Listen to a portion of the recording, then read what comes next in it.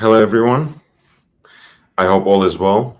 It's nice to see you again in a beautiful Los Angeles morning. Coffee in hand. We're focusing on a chapter in Pierre Hadot's book on doing philosophy. It's specifically called The Inception of the Idea of Doing Philosophy. And he does three things in this chapter. One, of course, he goes into the historical origins of the word. When did it first emerge in the Greek language? He talks about how the practice of philosophy was connected to all these other forms of inquiry and all these other aspects of human life. And finally, he talks about how it was connected to maxims, right? These statements or words even, which we live by. So we'll go through these three aspects together, and that will prepare us for the reading of the rest of the book and help us move on to the next chapter, which will be on the figure of Socrates. So Hadot begins by reminding us that the pre-Socratics did not actually, in the 7th and 6th centuries BC, they did not have a word such as philosophy, not the adjective of philosophos, not the verb philosophein, to do philosophy, much less the noun philosophia. So that was not the word they used to describe what they were doing.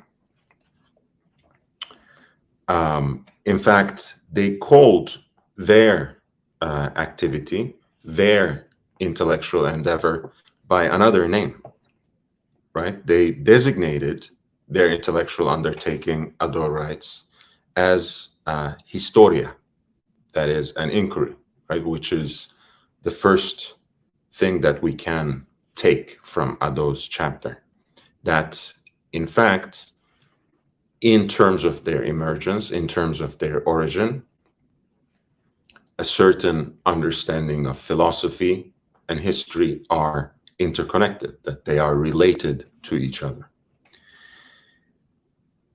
And he also explains,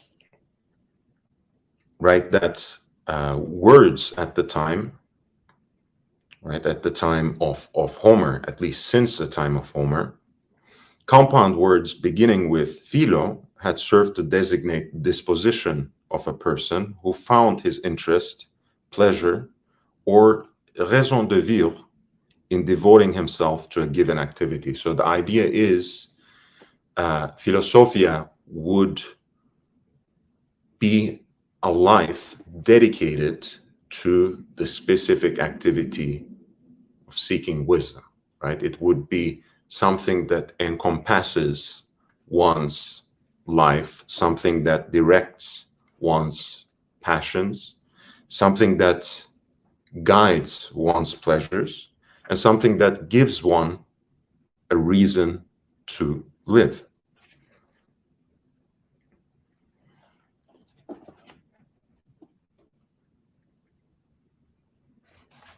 And the second thing that he talks about brings us into the question of politics, right? And before that, there's the notion, of course, that we have as moderns, that when we talk about philosophy, we tend to relate it both to a quest for knowledge and a quest for wisdom. And we hesitate between these two sometimes, right? And that's an important juxtaposition as well, without necessarily deciding between one or the other. And Hadot sums this up in a beautiful question, right? And he says, was the person who was sophos one who knew and had seen many things, had traveled a great deal and was broadly cultured, right? That would be knowledge, broadly. Or was he rather the person who knew how to conduct himself in life and who lived in happiness? So these two understandings of philosophy as the quest for knowledge or quest for wisdom, as a broad experience of life and culture, and as a quest for happiness and moral conduct, all of this is the realm of philosophy. Right? These are not mutually exclusive. Hadot writes, real knowledge, after all, is know-how, and true know-how is knowing how to do good. And ultimately, he also talks about, Hadot also writes about how the practice of philosophy ultimately was connected to and gave utmost importance to the mastery of the word. Right? So he says, in connecting philosophy and politics this time, the word operates in two registers which seem at first blush very different, right? That of juridical and political discussion, right? In a democratic society especially, this is very important, in which one dispenses justice and appeases quarrels, and that of poetic incantation, right? In which poets change people's minds by means of their songs. And that's the connection that we will have to the idea of a maxim, of what in another language we would call a mantra, right? Those words and statements which we live by. And in Hadot's argument, that is related to the idea of an incantation, a poetic incantation that inspires, right? That affects people mentally, that impels them, inspires them. It is not only the beauty of the songs of the muses and their stories that make us forget our misfortunes, they also allow the poets and their audience to attain cosmic vision, right? That idea of inspiration, that possibility of the word and the poetic word in particular to enable a certain insight was already contained in the origins of philosophy. And here he reminds us of an Epicurean saying, right, attributed to Epicurus's disciple Metrodorus, and it goes like this: remember that, born mortal and with a limited life, you have risen, thanks to the science of nature, as far as the infinity of time and space, and you have seen what is, what will be, and what was. And before the Epicureans, Plato had already said, and this is the idea of philosophy that is sometimes cryptically and very quickly described as learning to die, right? From Socrates' Apology, which we will attend to in our next session. So Plato has said that the soul possessing elevation of thought and the contemplation of the whole of the time and being will not view death as something to be feared, right? So ultimately, a vision of philosophy, and especially here, Plato's vision of philosophy, if it means learning to die, it means a process of coming to terms with the fact that we as humans are mortal beings on this earth, and that we live here for a limited time, that we live in a way on borrowed time, of which we better make the best of. And another layer of this philosophical activity, we have related it to history, we have related it to politics, we have related it to poetry, is of course an idea of community and communication, right? This is how Hadot describes it. Sophia can also designate, right, that idea of knowledge, wisdom, can also designate the skill with which a person behaves with other people,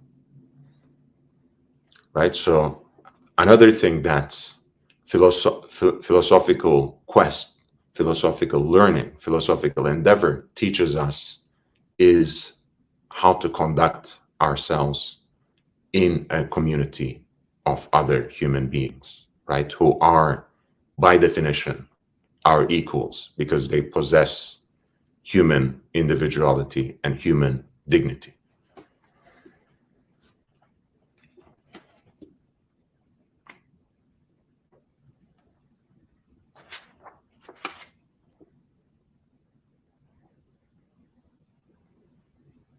And there's also the sense, of course, from the 6th century on, right, 6th century BC, he's talking about, with the flourishing of the exact sciences such as medicine, mathematics, geometry, astronomy, there's yet another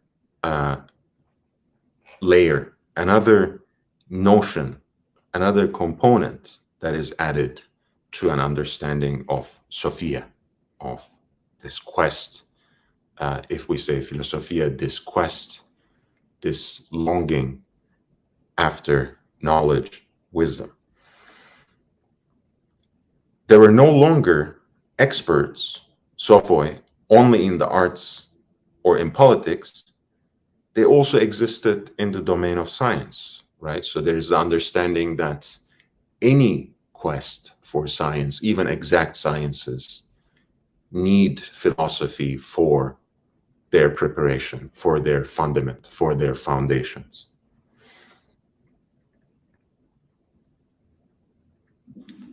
Right?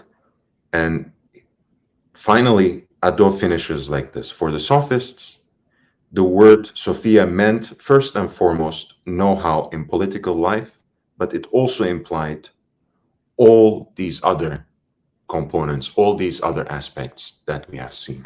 So by inquiring into, by delving into the historical origins of the word philosophia in ancient Greek, by looking into the etymology of the word,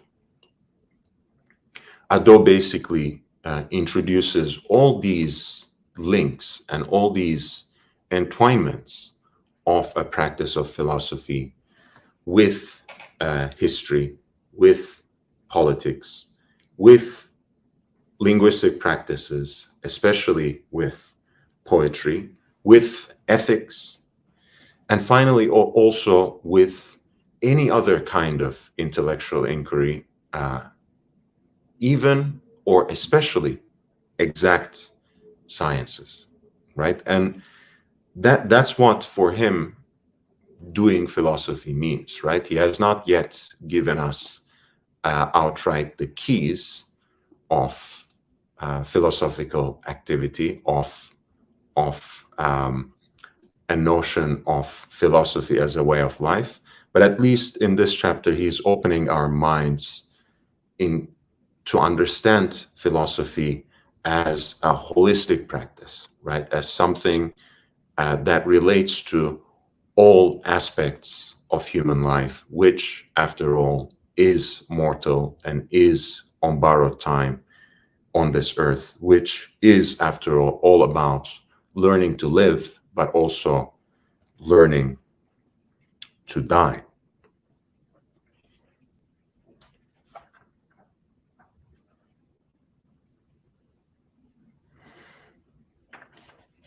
And ultimately, of course, he has also given us at least a sketch of what he calls philosophy as a spiritual exercise. Right? On the level of discourse, these maxims, statements, mantras that we read, that we repeat to ourselves, that remind us to live a certain way, that inspire us to live a certain way. Those words that we live by. And his example was, and I will close with this. His example of the maxims was, as Plato defined them, brief and memorable words, were often attributed to the 7 sages. These dicta were uttered by each of them when they gathered at Delphi and wished to offer up to Apollo in his temple the first fruits of their wisdom. They devoted to him the admonitions which everyone repeats: know thyself, moderation in all things, right? These are the kinds of maxims, incantations, mantras that we can keep in our minds, that we can keep in our journals, in our notebooks, and that can remind us to live a certain way, that can remind us to act a certain way, to conduct ourselves in a particular fashion. In fact, a whole list of maxims said to be the work of these 7 sages were inscribed near the Temple of Delphi, and the custom of inscribing them so that they could be read by all passers-by in the various Greek cities was very widespread. So there was, in fact, a practice of public inscription, right, beyond people's personal and private way of writing these down and of really inscribing them in their own minds. There was also the practice of public inscription so that people could read and be inspired by, and of course also internalize these principles so that they would conduct themselves a certain way. I think I will close with this today. 20 minutes is quite a lot of time to talk about this particular subject. In the next session, we'll be talking about the figure of Socrates, of course, as a historical figure in a way, in the sense that there are works of him left to us, written, of course, by his student and not by Socrates himself, inscribed and written down by Plato rather than Socrates. But that being said, we will also be talking about Socrates perhaps as an archetype of sorts, right? As a very specific type of pedagogical figure who relays the lessons of life. So that is our next session, but I want to greet 2 friends in the chat. Petros Tsomos, greetings from Athens, really enjoying the topic. What an honor to have someone from Athens, the birthplace of democracy and such an important and cherished center of thinking through the centuries. Welcome to the channel, Petros. And Stephen Monash, be true to thyself. Yes. And we are trying to take our baby steps here. We are trying to take our first steps to get to know ourselves in the first place so that we can be true to ourselves, right? Better establish our principles, convince ourselves of the truth of these principles so we can act accordingly, so that we can live by their truth. But that's a great maxim as well, Stephen Monash, be true to yourself. And we can only start doing that when we get to know ourselves, when we at least learn more about ourselves. Bert in Dundee, welcome. Thank you. Thank you for being here. And Logan Hall, good day to you as well. Guys, it's so lovely to see you all. For those of you who have joined me just this second, it's a very short session, so feel free to rewind and watch. Leave your comments below. It's always lovely to interact with you in any way. I respond to each and every comment. You're all very valuable to me. Please like and subscribe to the channel, like the video, upvote. It really helps me as I try to reach my first major goal of 1,000 subscribers. And if you want to support me until then, you can see the ticker going on there. You can always consider, until I get monetized, a PayPal contribution at lordhellespontv@gmail.com, at lordhellespontv@gmail.com. I also have a Cash App, which is $LHVVV, $LHVVV. And Bert in Dundee gives us one of the most beautiful maxims, one of the most beautiful sentences that I know from the infinitely quotable Oscar Wilde. He has said many interesting things that we can relate in the form of these maxims. And he has said, be yourself. Everyone else is taken. So let's start from today, from this day onwards, to try to be ourselves, because everyone else is taken. Goodbye. I will see you in a few hours on Archie's stream.